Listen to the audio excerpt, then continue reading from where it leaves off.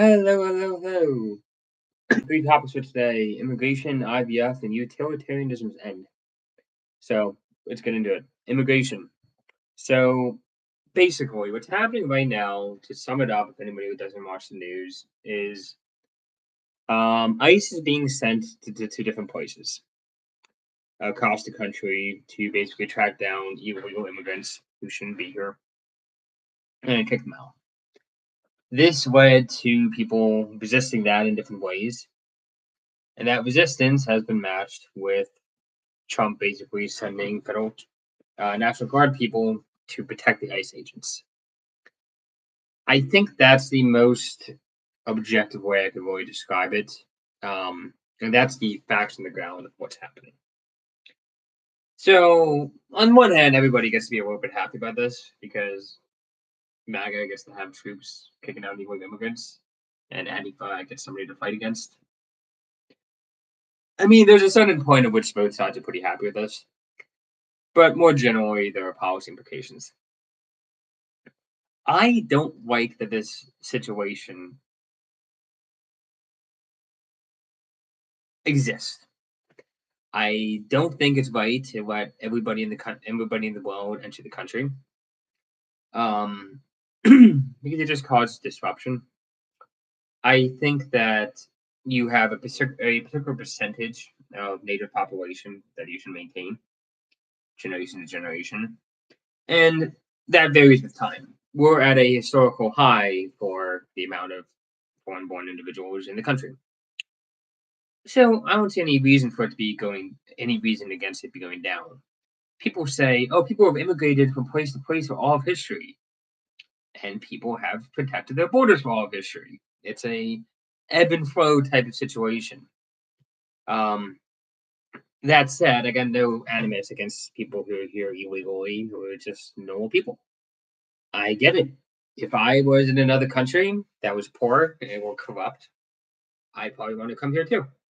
Now, America, for all of its flaws, is fairly well governed by both the left and the right. Um, you can tell this by can you if you had enough money, could you get out of paying a parking a traffic ticket? No, you couldn't. For the most part, it would be difficult. You'd have to call people. You'd have to. It would be annoying. It's not annoying to get out of that kind of thing in some other country, in corrupt countries.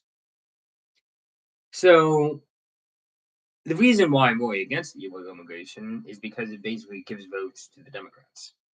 And the Democrats have pretty clearly declared their hatred for people like me, white skin, male, Christian. So I'd rather not give unlimited political power to people who hate me.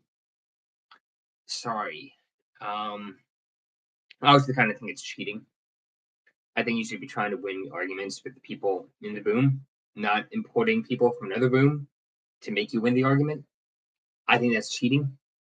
Um, it's legal. It's not like election interference or anything, but I still consider it cheating.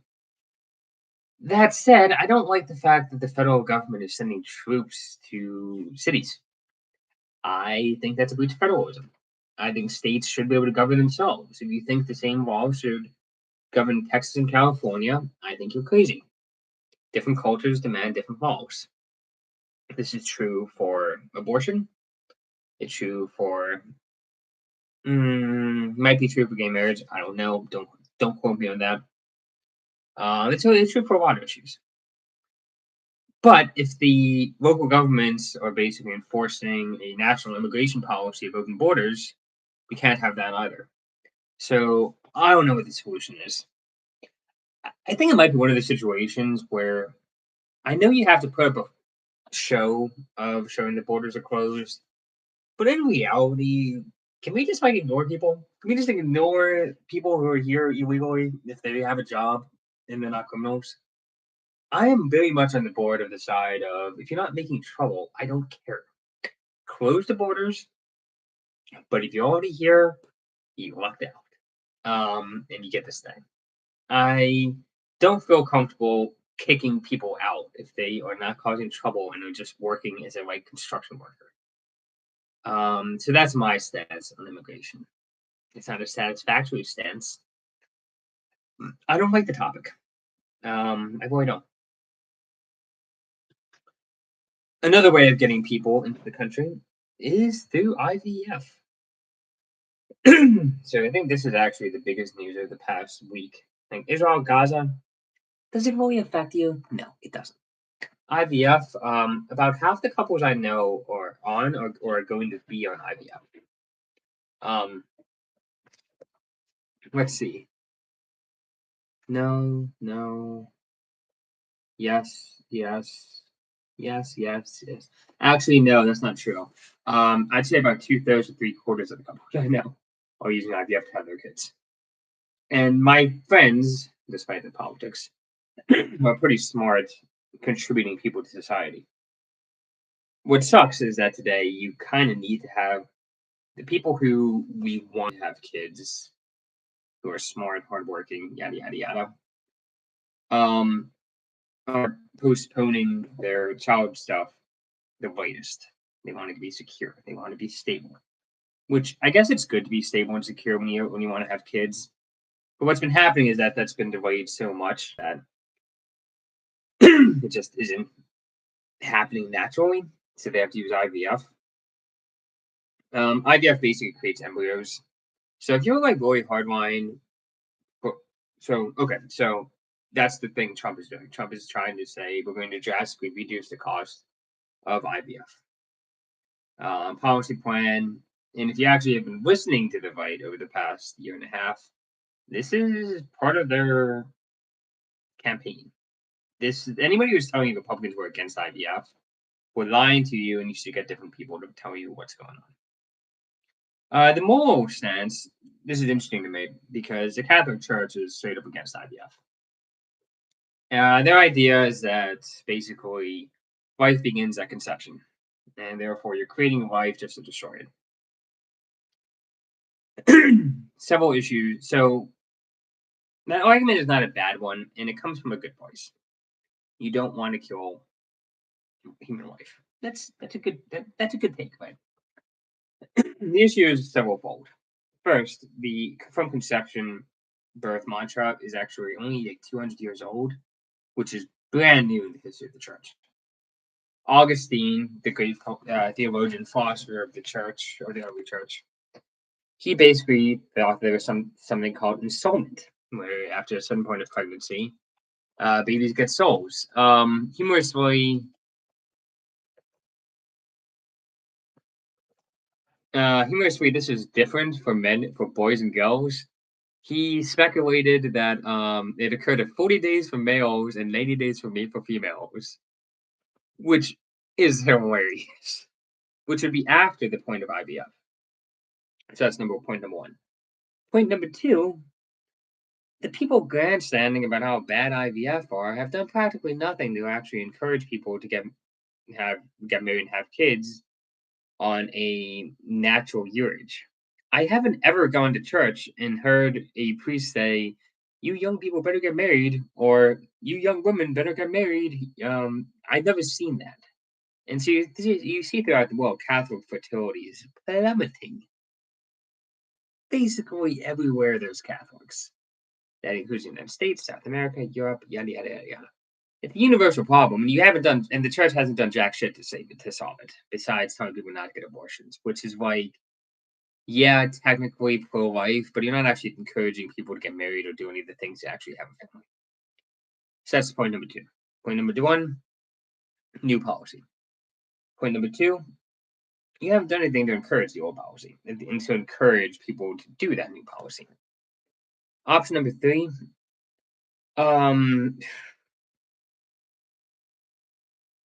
we want there to be smart people moving forward. Do we not? Do we also encourage all the smart people to delay their adulthood a long time, do bachelor's, master's, PhDs, get set on a career, and then meet somebody? Okay. If all the smart people delay childbearing for all these different reasons, will not the percent genes of smart people go down? Do we want that? Probably not. We don't actually want that. And it's not a racial thing or anything. There are plenty of smart people from every different ethnic group or nationality or religion or whatever. That said, malgenics is going to be a problem. And so your options are to basically change all of society so that people basically have kids and then settle into their careers, which would be doable, but it's not going to happen. Or you let people do IVF and you encourage it and make it easier. I don't particularly want my cultural group of engineering people to go extinct. And based on the number of people I know who are on IVF, or I suspect are on IVF and almost definitely on IVF, even though I don't know, it needs to be encouraged. That's the only option if you look at it from a rational sense. So yeah, good move. Final topic: utilitarianism's end. So it's funny that people want to be useful, right? People want to be useful, and that's supposed to be a good thing, right? I want to be useful. I want to be helpful. It's amazing how many of today's problems are actually sourced from the fact that people want to be useful. I had an hour-long conversation with a girl yesterday from mass making. She's having a freak out from a PhD program or something. And basically, I just talked with her now for an hour. Interesting conversation. Not going to go anywhere, but interesting conversation. And she was saying how, I just realized that my entire PhD program is just a waste of time. Complete, absolute waste of time. Which is true. And it delays anything that's actually useful in somebody's life, whether it be family or friendship or anything that just makes life worth living, is replaced by getting a degree that doesn't actually help with advanced knowledge anymore. Like 97% of PhD papers don't advance knowledge anymore. It's just a fact. Or, well, so on and so forth. So you see that. People wasting their youth on basically a piece of paper that means nothing. Other options, other areas. The whole I don't like this because I don't want to insult the group, but it describes it, the whole boss babe phenomenon where women are like, I want my career and everything. That's them wanting to be useful. That's not a bad thing. That's a good instinct, right? Want to be useful in some way to society. That sounds good. But what it really does is it delays the things that are actually useful, like family, friendship, connection. Waterbender stuff. We're all trying to be firebenders. Well, we don't have any waterbenders. What's another area that people think they're being useful? I'd say like this AI. People think they're being useful by developing AI to replace humans, and really all it's done is just displace artists. Is that an advancement? We keep doing these things, and I am very pro doing things. I am very pro action. But are we doing the right things? So utilitarianism is a worldview. Being useful is a worldview. Doesn't work. Isn't useful.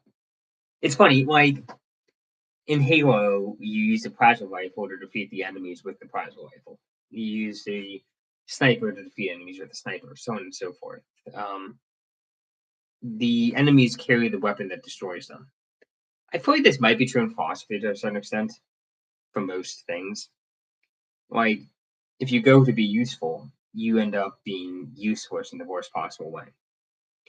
If you go to be hedonistic, you end up not enjoying pleasure very much. If you worship sex, as our society did in the 60s, 70s, and 80s, you destroy the foundations of sex in the society. People had a lot more of it back in the 1950s. All these prudish housewives, yeah, they got it on a lot. You can tell by how many kids they had. Or what else do you have? The only exception might be if you make God your end. I don't think that. I think that might be the exception that doesn't destroy itself. But anything else you devote your meaning to, usefulness, hedonism, pleasure, sex, family, it ends up destroying itself. And utilitarianism is no different. Anyway, that's my opinion. What's yours? Cheers.